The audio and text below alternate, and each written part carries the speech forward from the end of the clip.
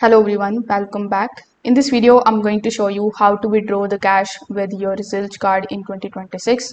So the Zilch card is mainly designed for purchases and not the traditional ATM cards withdrawals. So in most of the cases, Zilch do not officially support the normal ATM cash access like a standard debit bank card. So if you directly try using the card at the ATM, the transaction will usually decline automatically. Now, some of the newer Zilch features and the partner rollouts may allow limited balance usage depending on the account type, the region, the verification status. So you can first of all open your Zilch application on your phone. Over here, when you are inside, you just have to tap on the available credit button on the top right hand corner of the screen. Now, when you are here inside your card settings, you just have to simply take a look at if the ATM or the cash withdrawal options are available or not.